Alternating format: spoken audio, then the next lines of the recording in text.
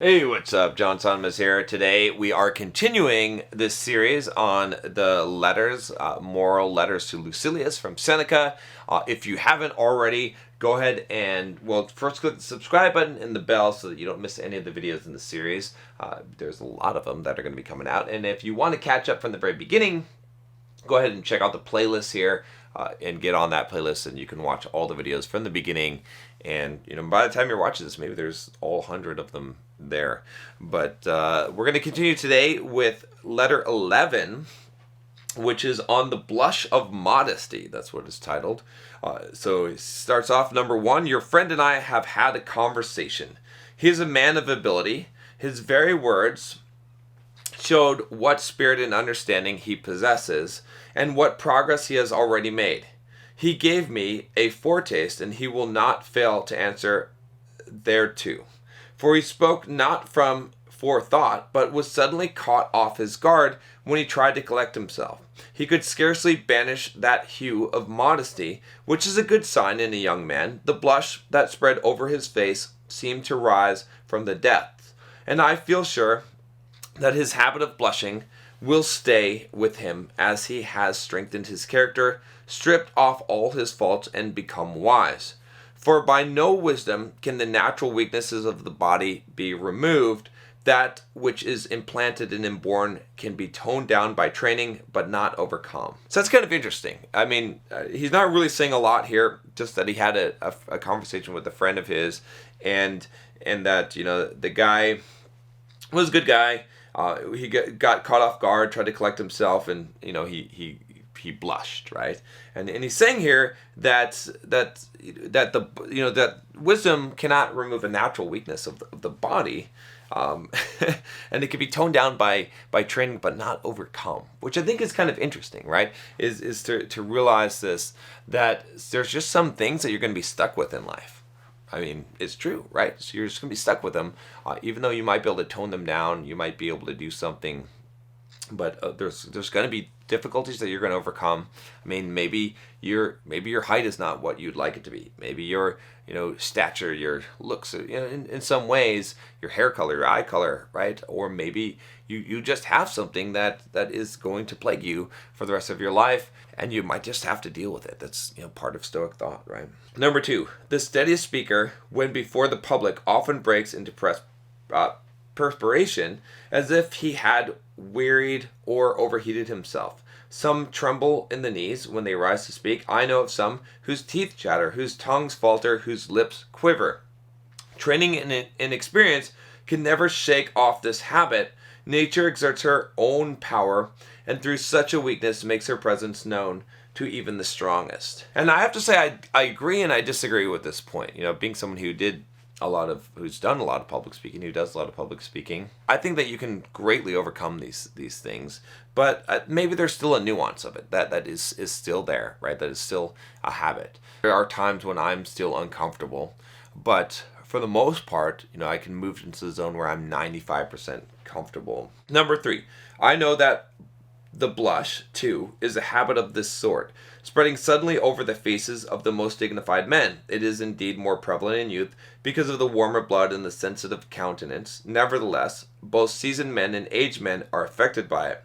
Some are most dangerous when they redden, as if they were letting all their sense of shame escape. It's important to note that Seneca was a very wise man, right?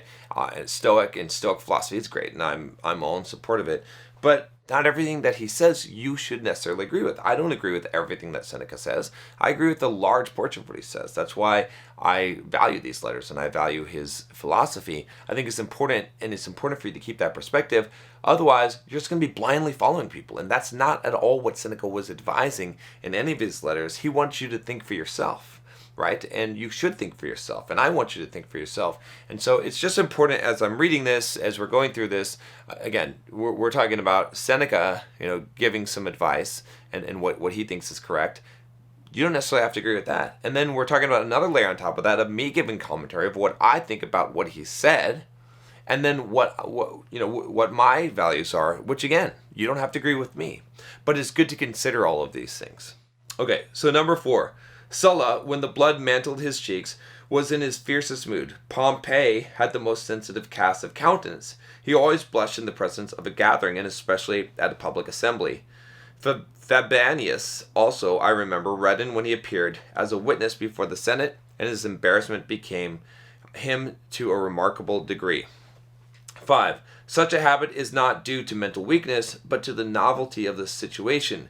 An inexperienced person is not necessarily confused, but is usually affected, because he slips into this habit by natural tendency of the body.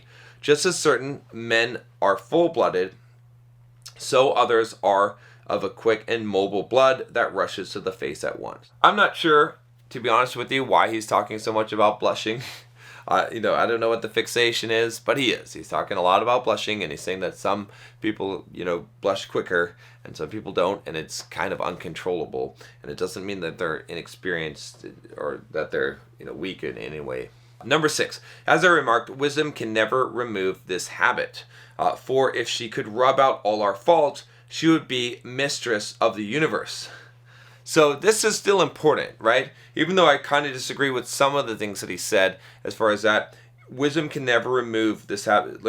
Basically, that wisdom can't remove all of our faults. It's not going to happen, right? And this is important to understand because if you don't understand this, you're going to be seeking after things that are not possible. Whatever is assigned to us by the terms of our birth and the blend in our constitutions will stick with us, no matter how hard or how long the soul may have tried to master itself. And we cannot forbid these things any more than we can summon them. So in some regards, I agree with the fact that what Seneca's kind of saying here, if you take this more than a physical level, is that, yes, there's stuff in our DNA. Yes, we have, to some degree, a true depth and a true identity. And there's certain characteristics of ourselves that are not going to change, right? They can be altered. They can be used to our advantage or disadvantage, but they're not going to change, right? We're all different people, and we have these different characteristics. And so some of those things are not going to change. What's intrinsically you is intrinsically you. 7, actors in the theater who imitate the emotions, who portray fear and nervousness, who depict sorrow, imitate bashfulness by hanging their heads, lowering their voices, and keeping their eyes fixed and rooted upon the ground. They cannot, however, muster a blush, for the blush cannot be prevented or acquired. Wisdom will not assure us of remedy or give us help against it. It comes or goes unbidden and is a law unto itself. So that's interesting. Again, I don't know what his obsession is with the blush here, right? But he's basically saying actors can't manufacture a blush. So they can manufacture tears and all this other stuff. I'm not sure if that's true. I'm going to have to look that up and see. Can you make a blush happen? Number 8, but my letter calls for its closing sentence. Hear and take heart this useful and wholesome motto. Cherish some man of high character, and keep him ever before your eyes, living as if he were watching you, and ordering all your actions as if he beheld them. So this is kind of cool, okay? This is kind of goes along with the last letter that we read. So if you think about that, that's like a really powerful concept. If you think of someone who you consider wise, how much more differently would you live your life, right? Just to pick someone wise, right? So it's almost like making choices. It's like, people have the what would Jesus do, right? If I picture someone who's much wiser than myself, would they do that? What would they think when I'm doing this? And, would I be doing the right action? Does this make sense? It can kind of save you from yourself, right? Because it gives you an objective, an objective person that you have an idea in your mind of what is right, what is wrong in this situation, right? So number 9, such, my dear Lucius, is the counsel of Epicurus. He has quite properly given us a guardian and an attendant. We can get rid of most sins if we have a witness who stands near us when we are likely to go wrong. Interesting. We can get rid of most sins if we have a witness who stands near us when we're likely to go wrong, right? The soul should have someone whom it can respect, one by whose authority it may make even its inner shrine more hallowed. Happy is the man who can make others better, not merely when he is in their company, but even when he is in their thoughts. And happy also is he who can so revere a man as to calm and regulate himself by calling him to mind. One who can so revere another will soon be himself worthy of reverence. It's really cool to be the kind of person that not just in your presence they're better, but in their thoughts. When they think of you, it makes them better. Okay? That's something that I think we should all aspire to do. That's something that I really aspire to do on this channel. Number 10, choose therefore a Cato, or if Cato seems too severe a model, choose some Laelius, a gentler spirit. Choose a master whose life, conversation, and soul-expressing face have satisfied you. Picture him always to yourself as your protector or your pattern, for we must indeed have someone according to whom we may regulate our characters. You can never straighten that which is crooked unless you use a ruler. Farewell. And that's a great way to end that. You can never straighten that which is crooked unless you use a ruler. So you got to have something that you're measuring up to. Like, what is your standard, right? And this is important, just I think, not just in wisdom and philosophy and character, but in a lot of regards, right?